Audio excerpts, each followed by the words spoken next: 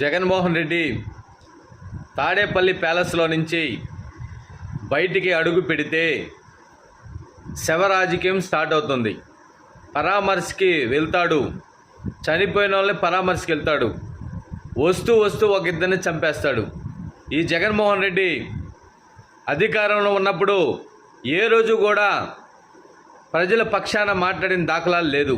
ఈరోజు కూటమి ప్రభుత్వం 1 సంవత్సరం అవుతుంటే ఈ సంవత్సరంలో 5 ఏళ్లు కోల్పోయిన అభివృద్ధి ఆంధ్ర రాష్ట్రానికి కూటమి ప్రభుత్వం నారా చంద్రబాబు నాయుడు గారు ఇస్తూ ఉంటే ఓర్వలేక ఈ జగన్మోహన్ రెడ్డి 1 సంవత్సరంలో ఏమో జరిగిపోయిందని చెప్పి ఈరోజు అతను బయట రావడం, ఒకసారి కారుతో గుద్ది చంపేశారు, ఒకసారి జగన్మోహన్ రెడ్డి కారు కింద తొక్కించి చంపేశారు.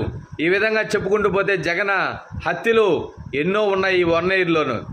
జగన్మోహన్ రెడ్డి, నువ్వు హ్యాపీగా ఇంట్లో కూర్చో, పబ్జీ ఆడుకో. రాష్ట్రాన్ని అభివృద్ధి చేసేదానికి రాష్ట్రానికి 2 త్రిమూర్తులు ఉన్నారు. వారు నారా చంద్రబాబు నాయుడు గారు, నారా లోకేష్ గారు, అదేవిధంగా పవన్ కళ్యాణ్ గారు.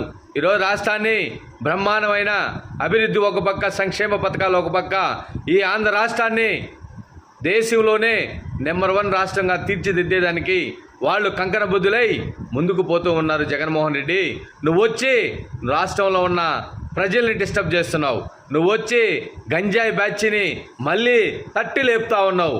జగన్మోహన్ రెడ్డి, నీ వల్ల ఈ రాష్ట్రానికి ఏమీ ఉపయోగం లేదు, ప్రయోజనం లేదు. ప్రశాంతంగా ఇంట్లో కూర్చొని పబ్జీ ఆడుకో జగన్మోహన్ రెడ్డి.